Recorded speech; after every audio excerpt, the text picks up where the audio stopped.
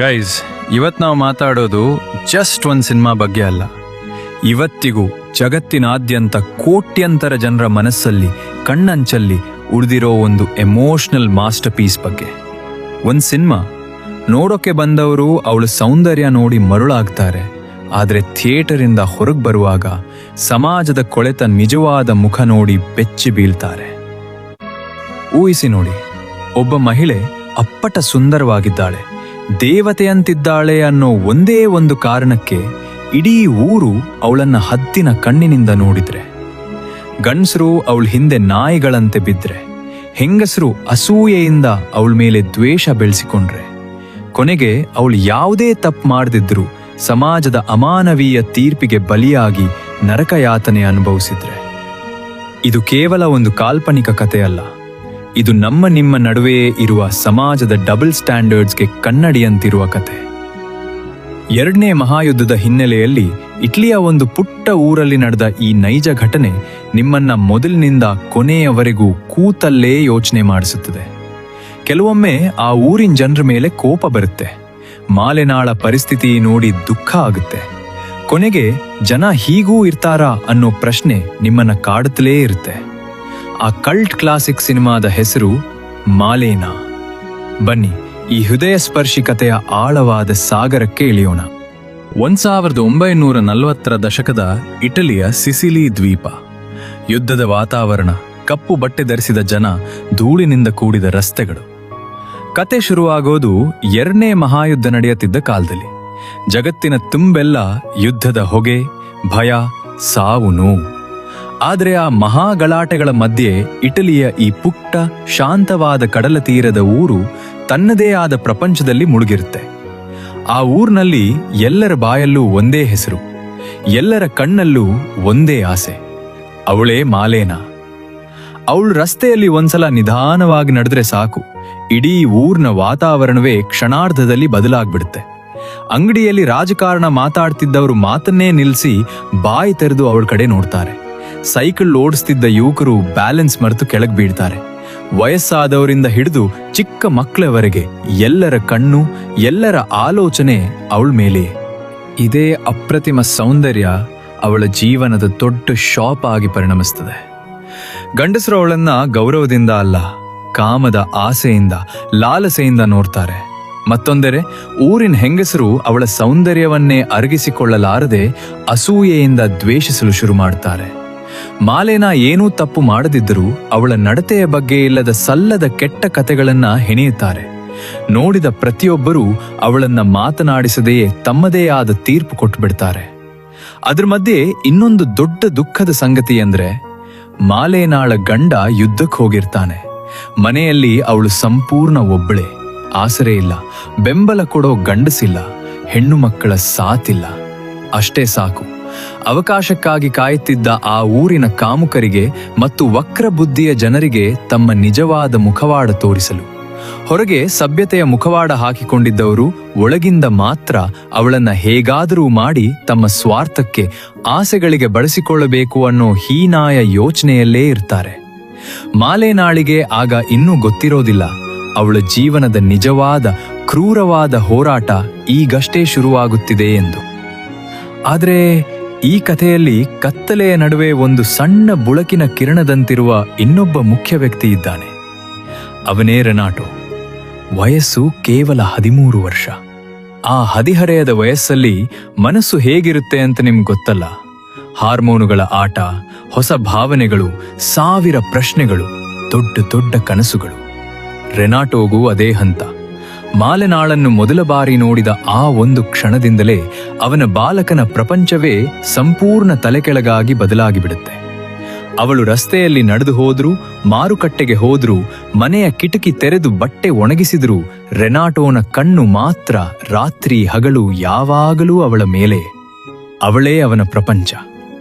ಇದು ಕೇವಲ ಒಂದು ಕ್ರಶ್ ಅಲ್ಲ ಬ್ರದರ್, ಆ ವಯಸ್ಸಿನ ಮುಗ್ಧವಾದ, ತೀವ್ರವಾದ ಆಕರ್ಷಣೆ.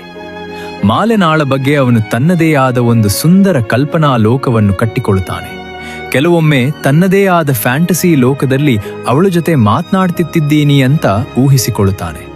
ಇನ್ನೊಮ್ಮೆ ಮಾಲೆನಾಳ ಗಮನ ಹೇಗಾದ್ರೂ ಮಾಡಿ ತನ್ನ ಕಡೆ ಬರ್ಲಿ ಅಂತ ಚಿಕ್ಕ ಚಿಕ್ಕ ಸಾಹಸಗಳನ್ನು ಮಾಡ್ತಾನೆ. ಅವಳ ಪತ್ರಗಳನ್ನು ಕದ್ದು ಓದುತ್ತಾನೆ. ಅವನ ಸ್ನೇಹಿತರು ಈ ವಿಷಯದಲ್ಲಿ ಅವನನ್ನೇ ಕೆಣಕ್ತಿರ್ತಾರೆ, ರೇಗಿಸ್ತಿರ್ತಾರೆ. ಆದ್ರೆ ರೆನಾಟೋಗೆ ಅದ್ಯಾವುದೂ ಮುಖ್ಯವಲ್ಲ. ಅವನಿಗೆ ಮಾಲೇನಾ ಅಂದ್ರೆ ಕೇವಲ ಸುಂದರ ಮಹಿಳೆ ಅಲ್ಲ, ಅವನ ಕನಸುಗಳ ರಾಣಿ, ದೇವತೆ.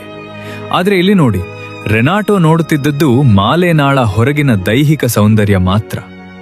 ಮಾಲೇನಾ ಒಳಗೊಳಗೆ ಎಷ್ಟು ನರಕಯಾತನೆ ಅನುಭವಿಸುತ್ತಿದ್ದಾಳೆ, ಗಂಡನಿಲ್ಲದೆ ಎಷ್ಟು ಒಂಟಿಯಾಗಿದ್ದಾಳೆ, ಸಮಾಜ ಅವಳನ್ನು ಹೇಗೆ ಮೂಲೆಯಲ್ಲಿ ಕೂರಿಸ್ತಿದೆ ಅನ್ನೋ ಕಟು ಸತ್ಯ ಇನ್ನೂ ಅವನ ಎಳೆ ವಯಸ್ಸಿಗೆ ಅರ್ಥವಾಗಿರೋದಿಲ್ಲ. ರೆನಾಟೋನ ಈ ಮುಗ್ಧ ದೃಷ್ಟಿಕೋನ ಮತ್ತು ಮಾಲೇನಾಳ ಕಠಿಣ ವಾಸ್ತವ ಜೀವನ, ಈ ಎರಡರ ನಡುವಿನ ಅಜಗಜಾಂತರ ವ್ಯತ್ಯಾಸವೇ ಈ ಕಥೆಯನ್ನು ಇನ್ನಷ್ಟು ಆಳವಾದ ಭಾವನಾತ್ಮಕ ಅನುಭವವನ್ನಾಗಿ ಮಾಡುತ್ತದೆ. ಆದರೆ ಇಲ್ಲಿಂದ ಕತೆ ಸಂಪೂರ್ಣ ಬೇರೆ ದಿಕ್ಕಿಗೆ ತಿರುಗುತ್ತದೆ. ಇದು ಕೇವಲ ಒಂದು ಟರ್ನಿಂಗ್ ಪಾಯಿಂಟ್ ಅಲ್ಲ, ಇದು ಒಂದು ದುರಂತದ ಆರಂಭ. ಇಲ್ಲಿಯವರೆಗೆ ಜನರು ಮಾಲೆನಾಳ ಸೌಂದರ್ಯದ ಬಗ್ಗೆ ಗುಸುಗುಸು ಮಾತಾಡುತ್ತಿದ್ದರು, ಹೊಟ್ಟೆ ಕಿಚ್ಚು ಪಡುತ್ತಿದ್ದರು. ಆದರೆ ಈಗ ಅವಳ ಬದುಕಿನ ಕಷ್ಟಗಳು ಒಂದೊಂದಾಗಿ ರಾಕ್ಷಸರಂತೆ ಬಾಗಿಲು ತಟ್ಟಲು ಶುರು ಮಾಡುತ್ತವೆ. ಗಂಡ ಯುದ್ಧದಲ್ಲಿ ಸತ್ತಿರಬಹುದು ಎಂಬ ಸುದ್ದಿ ಬರುತ್ತದೆ. ಆಸರೆ ಇಲ್ಲ, ಮನೆಯ ಹೊಣೆ ಅವಳೊಬ್ಬಳ ಮೇಲೆ ಬಿದ್ದಿದೆ. ಕೈಯಲ್ಲಿ ಹಣ ಇಲ್ಲ, ಕೆಲಸ ಇಲ್ಲ, ಬದುಕು ಸಾಗಿಸುವುದಕ್ಕೂ ದಿನದಿಂದ ದಿನಕ್ಕೆ ಕಷ್ಟವಾಗುತ್ತದೆ.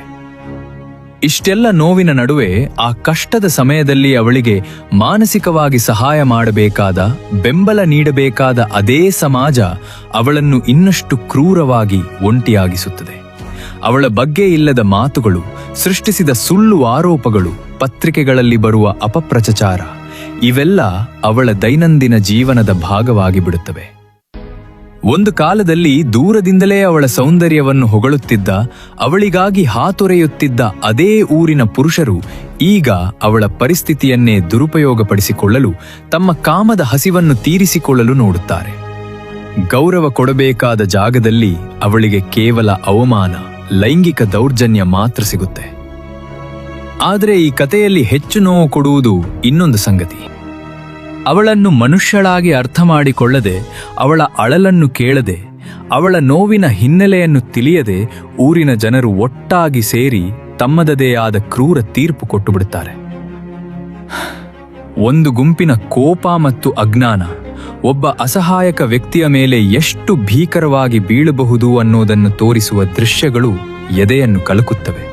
ಆ ಸಾರ್ವಜನಿಕ ಚೌಕದಲ್ಲಿ ಮಾಲೆನಾ ಅನುಭವಿಸುವ ಅಮಾನವೀಯ ಅವಮಾನ, ಅವಳ ಕಣ್ಣಿನಲ್ಲಿರುವ ಆಳವಾದ ಅಸಹಾಯಕತೆ, ನೋವು ಇವೆಲ್ಲ ನೋಡಿದಾಗ ಈ ಕತೆ ಕೇವಲ ಒಂದು ಸಿನಿಮಾದ ಕತೆ ಅಲ್ಲ, ಇದು ಮಾನವೀಯತೆಯೇ ಸತ್ತೋದ ಕ್ಷಣ ಅನ್ನೋ ಭಾವನೆ ಮೂಡುತ್ತದೆ. ಕೆಲವೊಮ್ಮೆ ಜನರ ಮಾತುಗಳು, ಅವರ ಕಲ್ಲು ಹೃದಯದ ತೀರ್ಪುಗಳು ಭೌತಿಕ ದಾಳಿಗಿಂತಲೂ ಎಷ್ಟು ಕ್ರೂರವಾಗಿರಬಹುದು ಅನ್ನೋದನ್ನ ಈ ಭಾಗ ತುಂಬಾ ಗಟ್ಟಿಯಾಗಿ ನೆನಪಿಸುತ್ತದೆ. ಇಲ್ಲಿಯವರೆಗೆ ಸೌಂದರ್ಯವೇ ಅವಳ ಆಸ್ತಿ ಮತ್ತು ಗುರುತುವಾಗಿದ್ದರೆ, ಈಗ ಅದೇ ಸೌಂದರ್ಯ ಅವಳ ಜೀವನದ ದೊಡ್ಡ ಭಾರವಾಗಿ, ಶಾಪವಾಗಿ ಮಾರ್ಪಟ್ಟಿರುತ್ತದೆ. ಕೊನೆಯ ಭಾಗಕ್ಕೆ ಬಂದಾಗ ಈ ಸಿನಿಮಾ ಒಂದು ದೊಡ್ಡ ಕಟುವಾದ ಪ್ರಶ್ನೆಯನ್ನ ನಮ್ಮ ಮತ್ತು ಸಮಾಜದ ಮುಂದೆ ಇಡುತ್ತೆ. ಒಬ್ಬ ವ್ಯಕ್ತಿಯ ಮೌಲ್ಯವನ್ನ ನಾವು ಅವರ ನಿಜವಾದ ವ್ಯಕ್ತಿತ್ವದಿಂದ ಅಳೆಯುತ್ತೇವಾ, ಅಥವಾ ಸಮಾಜ ಸೃಷ್ಟಿಸುವ ಗಾಳಿ ಸುದ್ದಿಗಳು ಮತ್ತು ಕತೆಗಳಿಂದ ಅಳೆಯುತ್ತೇವಾ? ಆರಂಭದಲ್ಲಿ ಮಾಲೆನಾಳನ್ನು ನೋಡಿ ಚಪ್ಪಾಳೆ ತಟ್ಟಿ ಹೊಗಳಿದ ಜನರೇ ನಂತರ ಅವಳಿಗೆ ಕಲ್ಲು ಹೊಡೆಯುತ್ತಾರೆ. ಮತ್ತೆ ಪರಿಸ್ಥಿತಿ ಬದಲಾದಾಗ ಅದೇ ಜನ ತಮ್ಮ ವರ್ತನೆಯನ್ನು ಬದಲಿಸಿಕೊಳ್ತಾರೆ, ಸುಮ್ಮನಾಗ್ತಾರೆ. ಈ ಬದಲಾವಣೆ, ಈ ಅವಕಾಶವಾದಿತನ ಸಿನಿಮಾದ ಅತ್ಯಂತ ಪ್ರಭಾವಶಾಲಿ ಮತ್ತು ಅಸಹ್ಯ ಹುಟ್ಟಿಸುವ ಅಂಶಗಳಲ್ಲಿ ಒಂದಾಗಿ ಕಾಣಿಸುತ್ತದೆ. ಮಾಲೇನಾ ಕೊನೆಯಲ್ಲಿ ಕೇವಲ ಒಂದು ಪಾತ್ರದ ದುರಂತ ಪ್ರಯಾಣವನ್ನು ಮುಗಿಸುವುದಿಲ್ಲ, ನಮ್ಮ ಸಮಾಜದ ದ್ವಂದ್ವ ಮನಸ್ಥಿತಿ, ಹಿಪೋಕ್ರಸಿ ಮತ್ತು ಕ್ರೌರ್ಯದ ಬಗ್ಗೆ ಗಂಭೀರವಾಗಿ ಯೋಚಿಸುವಂತೆ ಮಾಡುತ್ತದೆ. ಅದಕ್ಕೆ ಈ ಸಿನಿಮಾ ಬಿಡುಗಡೆಯಾಗಿ ದಶಕಗಳೇ ಕಳೆದರೂ ಇಂದಿಗೂ ಇದು ಚರ್ಚೆಯಾಗುತ್ತಲೇ ಇದೆ, ಪ್ರಸ್ತುತವಾಗಿಯೇ ಉಳಿದಿದೆ. ನಿಮಗೆ ಈ ಸಿನಿಮಾದಲ್ಲಿ ಹೆಚ್ಚು ಯೋಚನೆಗೆ ಹಚ್ಚಿದ, ನೋವು ಕೊಟ್ಟ ಕ್ಷಣ ಯಾವುದು? ಆ ಊರಿನ ಜನರ ವರ್ತನೆಯ ಬಗ್ಗೆ ನಿಮ್ಮ ಅಭಿಪ್ರಾಯ ಏನು? ನಿಮ್ಮ ಅನಿಸಿಕೆಯನ್ನು ಕಾಮೆಂಟ್ನಲ್ಲಿ ತಪ್ಪದೇ ತಿಳಿಸಿ. ಹಾಗಾದ್ರೆ ಫ್ರೆಂಡ್ಸ್, ಮಾಲೇನಾ ಯಾಕೆ ಇಷ್ಟೊಂದು ವರ್ಷಗಳಾದರೂ ಜನ ಇಂದಿಗೂ ಮರೆಯದೆ ನೋವು ತುಂಬಿದ ಹೃದಯದಿಂದ ಮಾತನಾಡ್ತಾರೆ ಅನ್ನೋದಕ್ಕೆ ಈಗ ನಿಮ್ಗೊಂದು ಸ್ಪಷ್ಟವಾದ ಐಡಿಯಾ ಸಿಕ್ಕಿರ್ಬೋದು. ಇದು ಕೇವಲ ನೋಡ್ಕೊಂಡು ಮರ್ತು ಬಿಡುವ ಟೈಮ್ ಪಾಸ್ ಸಿನಿಮಾ ಅಲ್ಲ. ಇದು ಮುಗಿದ ಮೇಲೂ ನಮ್ಮ ಆತ್ಮಸಾಕ್ಷಿಯನ್ನ ಪ್ರಶ್ನಿಸುವ, ಕಾಡುವ ಒಂದು ಅನುಭವ. ಈ ಸಿನಿಮಾ ಬಗ್ಗೆ ನಿಮ್ಮ ಪ್ರಾಮಾಣಿಕ ಅಭಿಪ್ರಾಯ ಏನು? ನಿಮ್ಗೆ ಯಾವ ಭಾಗ ಹೆಚ್ಚು ಇಂಪ್ಯಾಕ್ಟ್ ಆಯಿತು? ನಿಮ್ಮ ಅನಿಸಿಕೆಯನ್ನ ಕಮೆಂಟ್ಸ್ನಲ್ಲಿ ತಪ್ಪದೆ ಹಂಚ್ಕೊಳ್ಳಿ. ನಿಮ್ಮ ಪ್ರತಿಯೊಂದು ಕಮೆಂಟನ್ನ ನಾನು ಖಂಡಿತ ಓದ್ತೀನಿ. ಈ ತರದ ಇಂಟ್ರೆಸ್ಟಿಂಗ್ ಎಮೋಷನಲ್ ಮೂವಿ ರಿವ್ಯೂಗಳು, ಕಲ್ಟ್ ಕ್ಲಾಸಿಕ್ಗಳ ಎಕ್ಸ್ಪ್ಲೇನರ್ ವಿಡಿಯೋಗಳು ಮತ್ತು ಆಳವಾದ ಸಿನಿಮಾ ವಿಷಯಗಳಿಗಾಗಿ ನಮ್ಮ ರೀಲ್ ಕನ್ನಡ ಚಾನೆಲ್ಗೆ ಈಗಲೇ ಸಬ್ಸ್ಕ್ರೈಬ್ ಆಗಿ ಬೆಲ್ ಐಕಾನ್ ಒತ್ತೋದನ್ನ ಮರಿಬೇಡಿ. ವಿಡಿಯೋ ಇಷ್ಟ ಆಗಿದ್ರೆ ಒಂದು ದೊಡ್ಡ ಲೈಕ್ ಕೊಡಿ. ನಿಮ್ಮ ಸಿನಿಮಾ ಪ್ರಿಯ ಫ್ರೆಂಡ್ಸ್ ಜೊತೆಯೂ ಶೇರ್ ಮಾಡಿ. ಮುಂದಿನ ವಿಡಿಯೋದಲ್ಲಿ ಮತ್ತೊಂದು ಅದ್ಭುತ ಕಥೆಯೊಂದಿಗೆ, ಅದ್ಭುತ ಸಿನಿಮಾದೊಂದಿಗೆ ಭೇಟಿಯಾಗೋಣ. ಅಲ್ಲಿಯವರೆಗೆ take care. Keep watching reel Kannada.